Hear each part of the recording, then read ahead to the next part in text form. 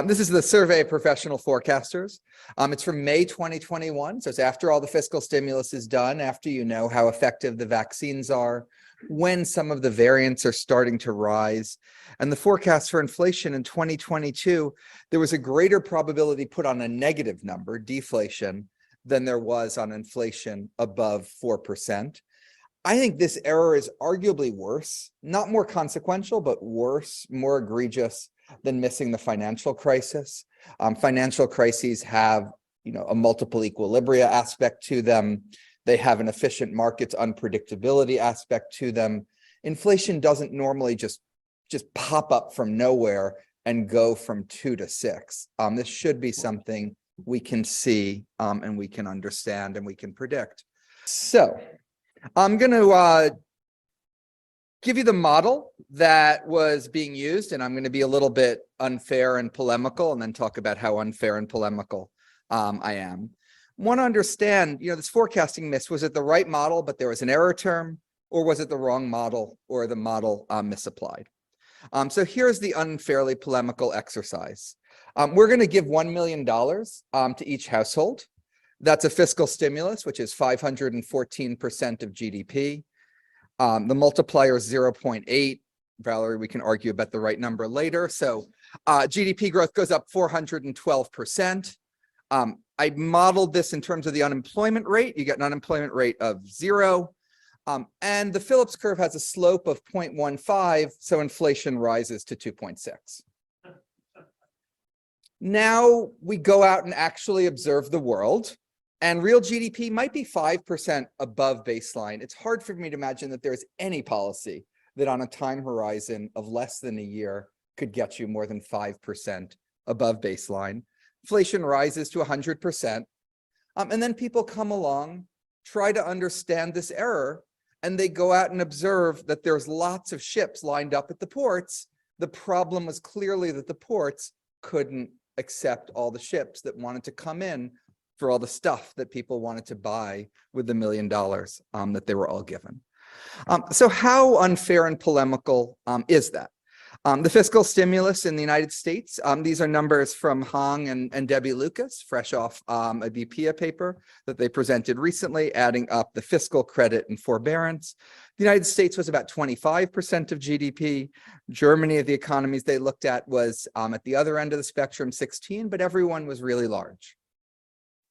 Let's now think about the model that was used was just what I said. This is IHS Markit. They used something sort of like Forbes and the Fed's model. After the US fiscal stimulus, the last 10% of GDP was introduced, they raised their growth forecast from 4 to 5.7. They did not change their inflation forecast, and they said that's because their Phillips curve is linear and flat. Now, I am pretty skeptical of the error term explanations. I'm happy to go on at extraordinary length on this, but my favorite is, at first, the vaccines were so effective that they were causing inflation in the first half of 2021, and then they lost their effectiveness, and that was what was causing inflation in the second half. We had goods prices being high, goods prices being low, energy going up, energy going down. With each one of these things, core inflation stayed about the same. A lot of the things people called supply shocks, I think, were really demand shocks. People talk about the Peloton economy, where people bought bikes instead of going to the gym. The big increase there happened in the spring of 2021 as people were actually returning to the gyms. You saw goods consumption and services consumption going up at the same time. So anyway, we can talk more about it if people want. Otherwise, I'll keep ranting. I think that in some sense, this was the wrong model, or the model was misapplied. So take 25% of GDP, and fiscal policy has long, variable, and possibly non-monotonic lags. These pictures are just to humor anyone from this room that wrote any of these papers. I'm not saying these are the right multipliers to use for this. I have no idea what multipliers one should use for this. But the point of this is these multipliers often last sort of 1, 2, 3 years, and they're not necessarily monotonic. So take 25% of GDP. Is the multiplier at T plus 1, 0.1? 0.1 times 25, I did the math earlier, it's 2.5% of GDP. It's really large. 0.2, that's 5% of GDP. Those are not crazy multipliers to have even at a horizon of 1, 2, 3 years ahead, and that the multiplier might go up, not down. So you can just get enormous things. And then there's the question of, can the economy absorb that in terms of real GDP, which is what was implicit in the models. This is what things looked like in December 2020. The blue line is just the IHS market forecast, but all the forecasts looked like this. The gray line is what CBO thought before the crisis.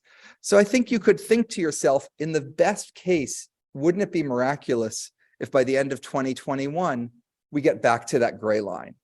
We'd lost a lot of immigrants. We'd lost a lot of people. A lot of capital investment hadn't happened. There were a lot of disruptions. So I think even in some sense, the idea that you could get back to the gray line was almost like wishful thinking, optimistic, but not crazy. So now let's do the standard multipliers that CBO uses that we used to do at CEA. When you put that fiscal stimulus, and this is just the second half of it, by the way, you go up to that orange line. That orange line is way above the gray line. Just taking this and showing you the percentage change, this is what the multipliers would say GDP would be relative to the CBO forecast. And look, it has in Q2 and Q3 of 2021, 5% above the CBO forecast. So you're just coming out of COVID, and somehow you're going to get yourself from below the forecast to 5% above. So what could you have looked at when you looked at these multipliers and said, no, actually, there won't be inflation? One possibility is the multiplier is much lower. I think that was a reasonable thing to think ex ante, and it was true. But you need it to not just be lower upfront, you need it to stay lower. You need basically the person doesn't spend the transfer right away, and then it becomes wealth and they spend 3% of it a year for the rest of time. Not they sort of spend some of it this year, some of it next year, some of it the year after. Big expansion in productivity, or unemployment well below 3.5.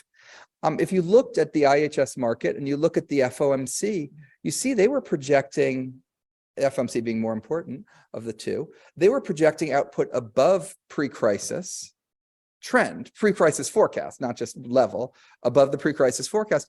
And they had the unemployment rate also higher than it was pre-crisis. In other words, they were implicitly assuming just a big burst of productivity, basically that supply was highly elastic. And if you want to buy stuff, you'll be able to buy it some which way. Everything will come together. So here's what happened. This is the same picture, what you'd think from the multipliers. The diamonds are what happened to nominal GDP. The blue is where real GDP was relative to the forecast, and the orange is where prices were. So first of all, you didn't get those big multipliers. People didn't go out and spend their checks. Jonathan Parker, who claims to be watching this and email me later to confirm, found small multipliers. So you didn't get the big multipliers, but you get more stuff pushed out later. Is that the multiplier from this, the multiplier from 2020, the monetary policy, something else? The blue lines are sort of output is about as good as you could possibly expect. And then all the extra stuff goes into prices. Monetary policy was also highly asymmetric, and this was built right into the rules. It became about shortfalls, not deviations in the unemployment rate. I don't think that one ended up mattering, but that was built into it. The second was FATE basically said you should make up for low inflation, but not high inflation. It wasn't actually in their August 20 policy statement, but that's like the Torah, and people at the Fed have pointed me to the Talmud that interprets it, and they can point to where you find that interpretation. The really important one entered their statements in September of 2020, which is lift off only when you get to maximum employment, which literally said, you could be a 10th off, but on unemployment, 10 points off on inflation, and you still weren't supposed to lift off. That one they actually kept to. They did not raise rates until the unemployment rate was 3.5. The unemployment rate, even when it was 4, they weren't raising rates. Then they had this view that they made this mistake in the past of tightening because a forecast said inflation was coming. Never do that. We don't believe these forecasts. The models don't work. Wait till you see the whites of inflation's eyes was the basic operating principle. except you then do start believing forecasts if they tell you the inflation is going to go away. So you can use forecasts asymmetrically. And finally, you can cut rates quickly, but don't raise rates quickly. Now, that last one, they abandoned it to a greater degree than I could possibly have imagined, but it was still somewhat asymmetric. When I think about this, and this may only be relevant for this experience, I think the standard way that these models work is you have fiscal support through some multiplier goes to real GDP goes to employment goes to inflation. And then you could ask, do you have higher expected inflation, a nonlinear Phillips curve, speed effects, things like that? I think that's all just really hard to estimate, really unrobust. I've looked at papers that people do. I've tried to do it myself. I think in some ways, the model that was implicit in what I was saying was a little bit better for the past, which is just that our multipliers that we've looked at are about nominal GDP, not real GDP. And then there's something that tells you how much of that extra spending that people want to do is actual new stuff that's made, and how much of it is higher prices for that existing amount of stuff. And at some point, maybe even thinking of aggregate supply as inelastic is not terrible. So let me talk about where we are going forward. I think we're back in the world where everyone who thinks there's 2% inflation is relying on a model. And they're relying on a model that is really an edge case. Like if you take any parameter you could possibly put into something, there's a 40% chance that the thing that gets you 2 is right, but you need all three parameters to be that. And every one of them, almost all of the errors on the other side. So the model is inflation equals 2 minus something times the unemployment rate minus 3.5, supply shock. That 2, could it be some lag term because of some inertial process in inflation, which a lot of models generate? Could it be about short run expectations, which are still about 2 points above where they were before?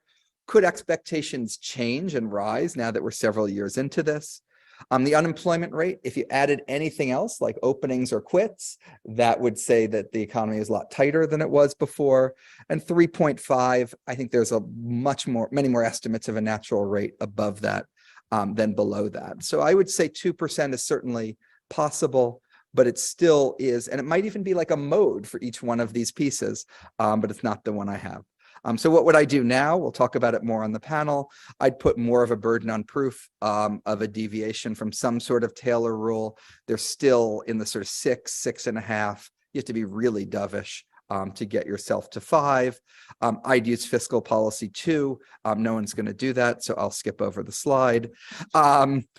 This one I'm not sure about. On a blank slate, I would like a higher inflation target. I'm really worried about the costs of the transition to that. So I'd focus right now on reducing inflation. I would not go to a higher target until you're below 3. Once you're below 3, I think maybe you could. And finally, I will take 30 seconds more than I'm supposed to on the lessons for the future. The quantify stuff, I mean, this seems like tongue in cheek, but the number of times people said things, just random aside, they would say childcare is behind labor supply. It was a really easy thing to quantify how much childcare was on labor supply. And you could debate whether it was sort of 0.001 or 0.01. You couldn't get to 0.1 out of it, but people just said it over and over again. And when I say people, I'm talking about FOMC members. I think being a little bit pluralistic about models and not saying like this is the one true model or this is the one true set of parameters, often that's just going to spread you. Sometimes, though, it actually is quite skewed, and almost every story you can tell will either give you 2 or above 2, average across those, and you get a number higher than 2. I think being more symmetric, some of the Fed's asymmetries made sense, but not all of them collectively. Being closer to rules, I used to think dialing the things, the geniuses dialing them was a good idea because I'm a liberal and think government people know what they're doing. I'm less sure of that now. And don't fight the last war. What that means is constant updating. It became clear by the end of 2020 that things were less bad than we thought they were, and we should have updated towards more of a natural disaster and less of a financial crisis model. So all of that's easier said than done. If I'd had more time, I would have been more like humble and caveated, but you didn't give me the extra minute for that. So sorry. So thanks for having me a lot. I had actually an intro, which is a bit of a reply to Kristin's intro, but I have a lot of things to do. So I'm going to say, because I have a lot of slides to cover. So I'm going to skip that to the answers. I took, in some ways, I'm going to do something similar to Jason, which is I'm going to try to answer these 2 questions, which are the questions of the panels. And I'm basically going to spend the next 30 minutes struggling through it. And hopefully as I struggle through it, you'll struggle with me and we'll make some progress or something. So what's driving inflation? Question one. Skip it in your head. I'm not going to look back. I'm going to look at the present. What is driving inflation right now in 2023? Will it stay high and what can policy do about it? First candidate, one that is very often heard. It's really all about relative prices. It's really striking when you look at not just the standard headline and core inflation, but you add to them one standard deviation of relative price across a roughly 200 PC categories, how there's been a dramatic increase in relative price variability. And moreover, much of it hasn't fallen at all. Therefore, if you say, well, inflation is really a pure part and a part that's really relative prices, the pure part being something having to do with the unit of account, you would say, well, maybe there isn't actually all that much inflation, or at least all of the inflation, not that there isn't much, there's not much pure inflation. It's really all about these relative prices. And an early version of this is, of course, the classic poor man's estimate of pure inflation, which is to look at core inflation that early on was lagging behind headline inflation. You take this view, which I think, again, a very often held view, and you answer the questions looking for what could drive relative prices. Ship, and Jason's picture, ships stuck in the harbor, pandemic, supply bottlenecks, Ukraine being some of them. But then if you go from this also to the second question, you say, well, the prices per person hasn't fallen at all. So if I want to bring inflation down, I have to bring the prices per person down. And you start talking about price controls or subsidies, because if it's a relative price problem, then you're going to go and attack relative prices. And little by little, you see this sipping through the discussion, certainly in Europe already, and inevitably somewhat here in the US. But let me be very skeptical. In a model with nominal rigidities, every shock is a relative price shock. If you have a monetary shock, some firms adjust, some don't. So what does it mean to say it's all relative prices? In the classic Calvo model you write or teach, every shock is a relative price shock. If you have elevated variance of monetary policy shocks, you're going to have exactly the picture that you saw here, to give an example. Moreover, if you go and to illustrate this, move beyond the core inflation measure and try to say, well, let me really separate relatives from absolutes. And, it's a problem that I thought about a little bit about 15 years ago. And so let me give you an old model. There's better ones, but this one, I trust that I could run my computer and update it. Let's do the dynamic factor model I control for the equity proportional bits and the relative price bits. And you update it and do it now, and you do it in a bunch of different ways. And what myself and Mark had found 15 years ago is that, yeah, the pure inflation, the stuff that's uncorrelated relative prices, accounts maybe for 10% of price variability. Most of it is really relative prices. And lo and behold, at most, and with some standard errors, you can account for maybe 1% increase in inflation on account of this pure part. Most of it is relative prices. And this is true now as well. And what do I learn from this about inflation is high? Not very much. Moreover, as an economist, I'm supposed to solve for prices, not to say that I explain why prices went up by saying prices went up, or because relative prices was. Now, at best, you can make a little bit of progress and say, look, let me focus on one very notable, well-identified relative price, oil prices. That I kind of can understand what that is. And however, if you do that, you have to remind yourself that for sure, oil price increases were not driven just when Putin invaded Ukraine. After all, they were pretty high already a few months earlier on account of the very fast global recovery. And if you do the work of isolating what was really a supply shock, here I'm just going to put a picture from a paper by Lutz, Killian, and Zhu trying to isolate the supply shock. You end up with something that actually is very prevalent if you look at impulse response to oil price shocks, is that they can explain a quarter or two of elevated inflation and nothing left within 3 or 4 quarters. So when I go with my first question, how much does this explain 2023 inflation, the oil price? The answer is not very much. And what can policy do about it, therefore? Maybe not all that much. A second candidate, and again, one that was very, very often used in debates, is it's all supply. Now, as a macroeconomist, I always struggled with that word because being a well-raised and general equilibrium trained, I know there's technologies, there's preferences, there's markets. What the heck is supply and demand? But I tend to think about, well, supply is the optimality conditions coming from the firms, demand is the optimality conditions coming from the consumers, and then it becomes very hard to understand what's supply and demand in a scenario of the last 2 years. But luckily, there's a very clever answer produced by a wonderful economist at the San Francisco Fed, Adam Shapiro, which has been extremely influential, especially, it shows up in Philip Lane's ECB debates, ECB speeches almost every time, which say, look, let's look at inflation and separate the sectors for which prices went up and quantity went up. Let's look at the sectors where prices went up and quantity went down. The latter are supply. We split inflation. It's an arithmetic decomposition. And one is demand and the other is supply. If you do that answer, you end up with a lot of supply-driven inflation. And again, I think this is probably the cleverest way of doing it and a really, I hope, influential, I think, not just in policy, but in research. And you end up absolving, but the conclusion is you absolve monetary policy from the current inflation high, because after all, supply is not the monetary policy is demand. And second, you end up with discussions that say, well, let's not bring inflation down very quickly. Recall your optimal targeting rules. If it's a supply shock, you're supposed to trade it. If you try to bring inflation far too quickly now, you end up with a very big recession because it's a supply shock. And again, you see many versions, I think, of this. I see a few Fed economists shaking their heads, so I think they have seen, I think, versions of this.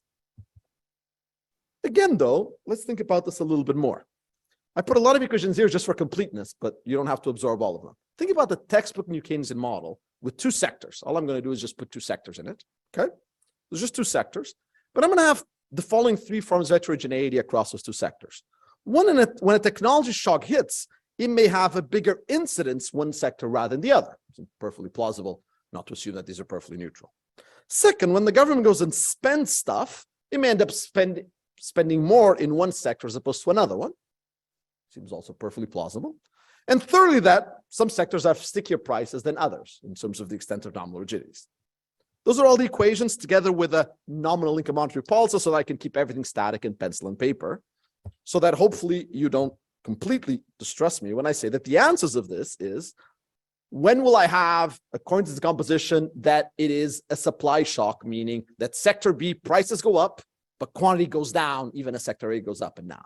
And the answer is very easily. Actually, if I have a positive monetary supply shock, what happens is, if it turns out that one of the sectors is much more price elastic than the other, the one that has the very sticky prices is going to be the one that expands production, but then because it's going to absorb labor from the other sector goes down. If I have positive government purchases, I buy a lot from Valerie stuff, I don't buy from Marty. Again, she draws labor, Marty goes down, even though this is a positive demand shock, I would say. And even if it's a technology shock, likewise, you get that I can easily have a positive technology shock on both, but one of the sectors goes down and the other one goes up. I can get any decomposition of supply and demand for any of these three shocks. Or if you want, a more general lesson that aggregate demand is not the aggregation of demands. And there's no link between fundamental shocks and what is aggregate demand or supply. Third candidate, one that's very dear to my heart, it's expectations. And that comes in many ways from a Phillips curve view of the world, one that I hold very dearly since I'm the Phillips professor. I was being interviewed by I know now the entire biography of Phillips. I'm always being asked about Phillips. How much of the inflation, I can tell you all kinds of stories about Mr. Phillips. How much of the inflation associated with, as a wonderful composition, how much, and you saw Jason using it just now, 10 minutes ago, how much is tightness and activity? How much is expectations? How much is supply shocks? Supply shocks are shifts in the curve. Let's not use the word supply. Okay. It's a various organizing framework, and the optimal new Keynesian policy, again, makes really a crucial decomposition between what's credibility, what's being offset, and what's not. And to look at this, again, the first answer is, and these are pictures that I was showing a couple of years ago, you answer that, look, there was a real shift of expectations to the right. You want to look at distributions because the medians on these household surveys are very slow, and so distributions really give you more. And you say, look, a lot of the inflation was indeed this shift in expectations, some bad policy, some bad luck. But you also end up, and this is a compliment, instead of looking at the surveys, let's look at some work that I've been doing the last year. Let me look at options on inflation so that you get also a sense from financial markets. And both this, if you pay attention here to the gray line, which is one of the more recent ones, the two more recent ones in the surveys, or the markets, this one, what you see in the last 9 months is an amazing re-anchoring, a huge success of monetary policy or luck, in that expectations have really shifted back left in an extremely decisive way. A big win from talking tough, acting tough or not, and you end up with some optimism. Policy advice, their second answer, stay on the course, be patient, it's really paying off. You've really re-anchored the expectations. But let me be again a little bit, scratch my head. On the one hand, I love this answer. I've been doing these pictures. But let me scratch my expectations. I mean, expectations are as endogenous as it gets, right? I love them because they're a useful signal, but they don't answer the question Marty and Valerie asked. So what's the driver of inflation? Simplest model of inflation, a Fisher equation, a central bank that's trying to pick what's the interest rate with some gap, with some estimate of it, and so there's some error. and does so by following a Taylor rule of the coefficient phi. Imagine that a share of agents have rational expectations, whereas the remainder, they expect the inflation target plus some random noise. Simple enough that, again, hopefully you can trust me when the solution is this. So just combine these. Inflation is on target and deviates from target when the central bank misevaluates the state of the economy, when agents start expecting stuff and that drives inflation, and when you lose credibility in the sense of the speculative hyperinflation last term. What this says is that to understand why inflation is high today, absolutely understanding erratic expectations is important. Animal spirits, Keynesianism if you want. And to understand whether you've lost credibility, long expectations can be very important. Expectations are really important to understand inflation. But without those two, actual expected pi t plus 1 in this model is completely useless because it's IID, no. In other words, when I look at these plots, I think they're wonderful as signals, but they don't really tell me if any of these are driving the expected inflation, which is what, again, they asked me to do. So let me move to what I think is a slightly better approach, and a better approach because I think it's an approach that I learned from coming to these meetings for about 20 years. And that is, let me think instead of shocks. We had two really big shocks from the Biden administration from the beginning, the Inflation Recovery Act and the stimulus or the COVID Recovery Act. And I'm going to treat what the CBO said as the news, fiscal news, and compare them to Valerie's military spending news. Now, I'm going to overstate it because I'm going to say they're all news, but I'm also going to understate it because the Biden administration says that the second stimulus, the IRA, costs nothing because it's going to pay for itself within like 2 years immediately. So that's why it's so small in some ways.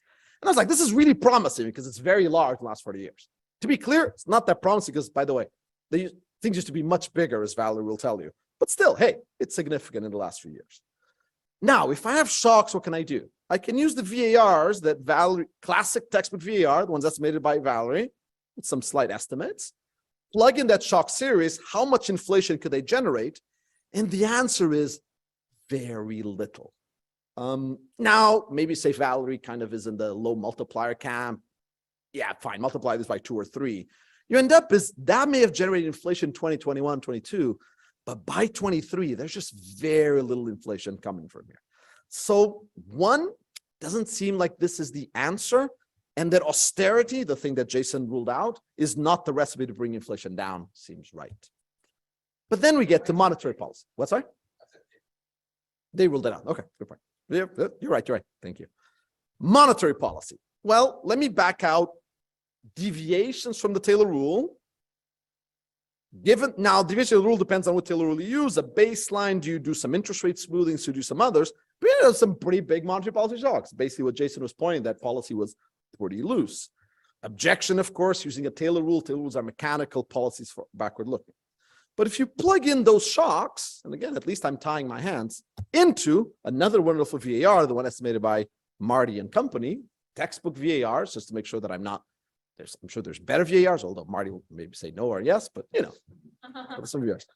And then you can explain why in 2023, inflation is, again, depending on which of the shock series, is somewhere around the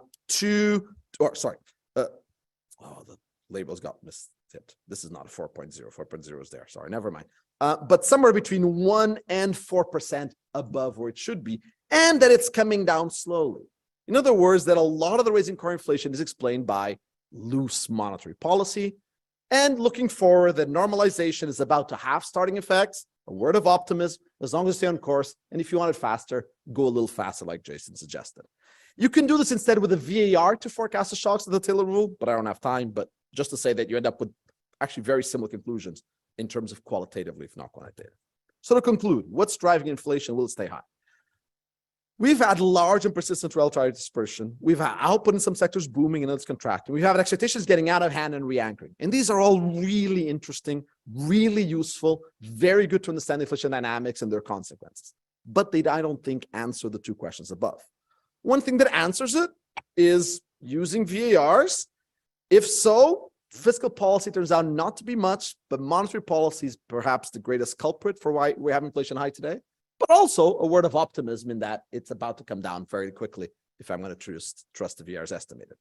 Of course, another answer for which I neither had the time nor the energy is together with VRs, do the other thing I've learned in this room for 20 years, which would be write a DSG model. We're going to see one tomorrow, and try to answer again answers of this type. But this is perhaps a more fruitful approach to try and understand to what extent inflation, where it is and where it's coming down. The one I did, I think there's some reason, at least for optimism, but at least open the debate in a different sense. Thank you. Well, thank you very much, Valerie, Marty, and Eric, for having me. It's great to be here in Cambridge discussing this very crucial issue facing monetary and macroeconomics. So I'd like to make 3 points. First, on why has inflation returned? Picking up on some of the points Jason made and Ricardo as well. Let me see if this works. No. Okay, very good. And then it should work. Okay, excellent. So there are many striking similarities in the inflation experience across different regions, but there are also some very important differences which I'd like to discuss, especially from my perspective as a policymaker in the UK, because those differences are relevant for what to do about it. Second, with elevated inflationary pressures, almost all central banks have tightened policy very sharply. But third, at least in the UK, the shape of the inflationary shock stemming mostly from the large increase in energy prices, coupled with the long lags with which monetary policy affects the economy, means that the most likely scenario now is that we undershoot the inflation target in the medium term, meaning 2025. So starting with why inflation increased and the differences across regions, we know well the series of shocks that have driven up inflation all over the world. First, the pandemic with its effects on supply, coupled with the fiscal response and the effect of the recovery on demand and the rotation of demand. And then followed almost immediately by shocks to energy and other commodity prices caused by the war in Ukraine. But while the US, the UK, and the Euro area have all faced very high inflation, the drivers, the quantitative drivers of that inflation have differed across jurisdictions. In the case of the UK and the Euro area, the main driver of above target inflation has been the extraordinary increase in energy prices. In the US, stronger domestic demand has played a bigger role in driving inflationary pressures. And to a large extent, that strong US demand shock appeared as an additional cost push shock in the UK, as that led to higher imported goods prices. Now, a simple way to see this is to look at the terms of trade, which measure the prices of the goods and services a country exports relative to those it imports.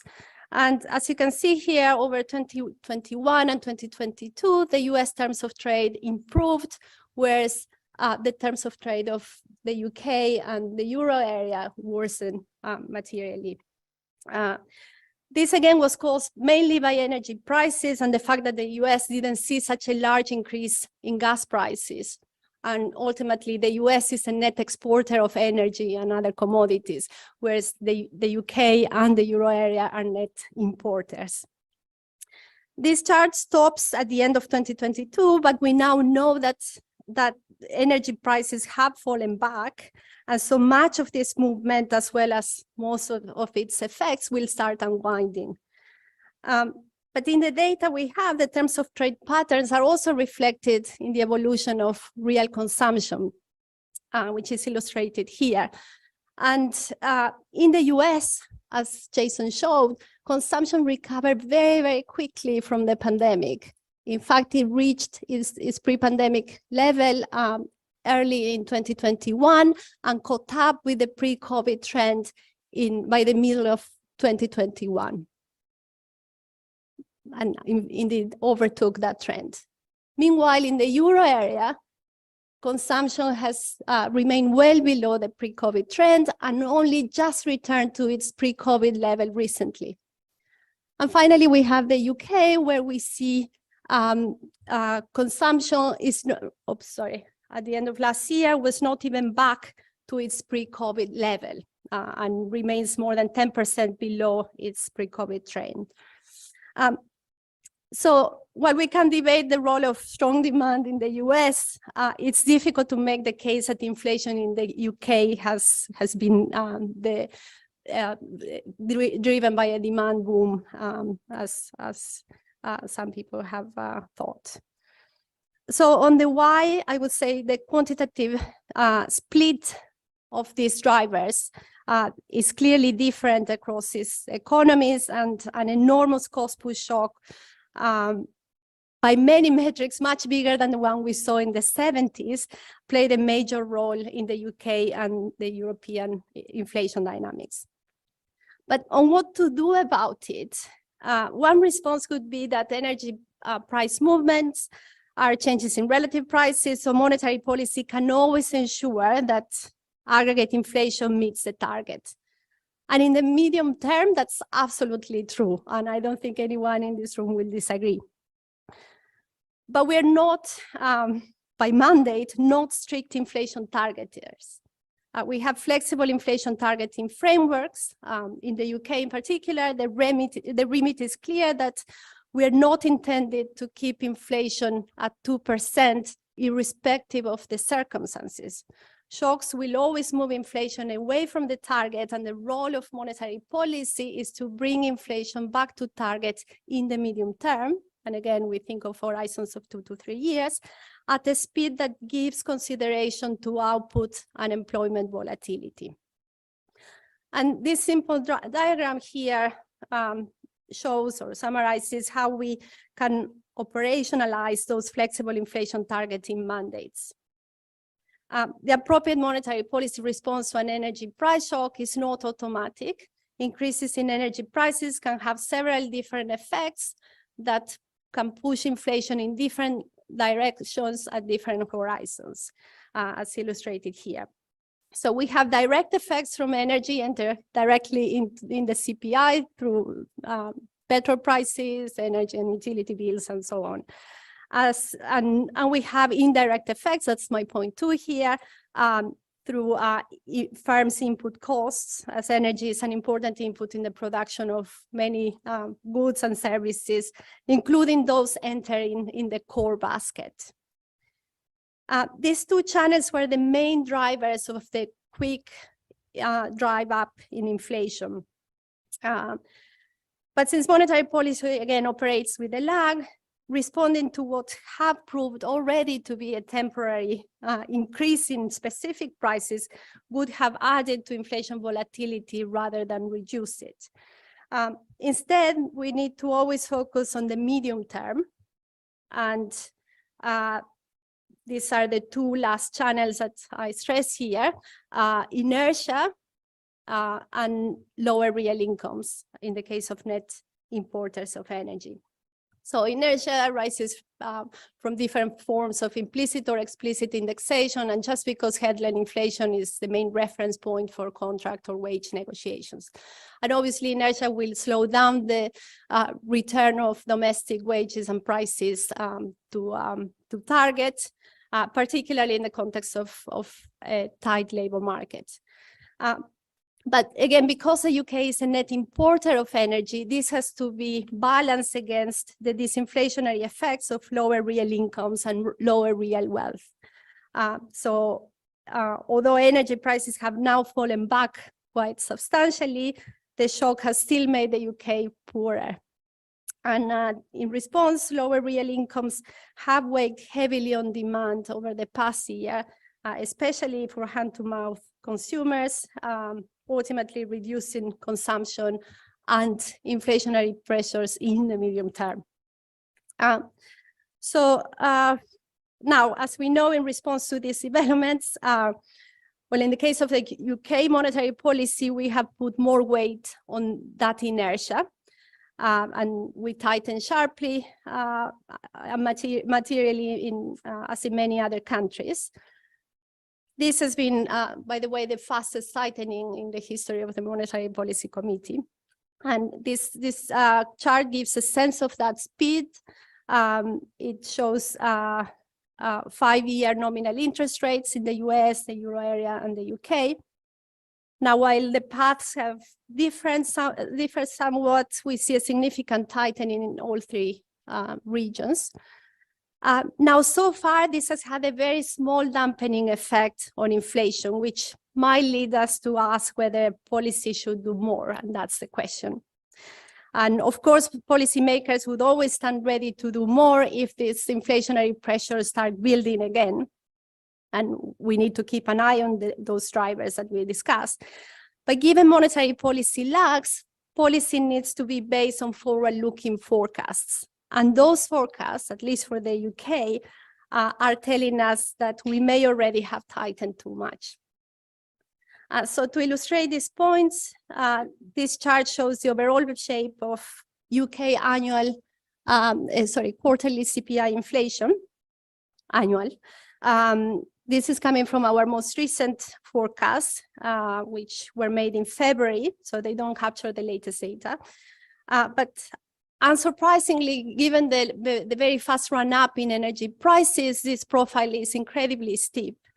So we go from inflation at the 2% target in the middle of 2021 to a quarterly peak of 10.7% 6 quarters after that, and then falling back to 1% below our target 6 quarters after that. So those, again, these forecasts are simply telling us what's happening with the big level increase in energy prices coming out of the inflation calculation, the annual inflation calculation. Energy prices and other commodity prices that also increased remarkably during this period. So then the steepness of the profile actually probably downplays what we might now expect, because since February, gas prices have fallen even more. Now, obviously, we couldn't have known about the war in Ukraine back in 2021, and that was, one reason for the big errors. But even if we somehow did, let me illustrate my points on policy lags by showing you what would have happened if we had tightened a lot more, a lot earlier. And so here, I layer on into this mountain of inflation the shape of a typical monetary policy response and its effects to inflation, taken from one of our latest forecasts. I have scaled the effect to show what would have happened if we had increased bank rate by about 5 percentage points more to around 8%, starting in the middle of 2021. So this is still pandemic period. This, by the way, also happens to be the same amount of cumulative tightening that you would obtain with the Taylor rule that just puts weight on current inflation deviations from the target. And a weight of 1.5. Oh, well, okay. So you can see that despite this raise in interest rates by far more, the benefits are relatively small. Inflation peaks slightly lower, but still well above targets. And there are costs to this, which we need to consider given the rest of our mandates. Unemployment would have increased by 3 percentage points higher. But most crucially, given our remit is to achieve the inflation target in the medium term, the sharp tightening that is already in place leads to an undershoot by 2024. That's the end of the purple mountain.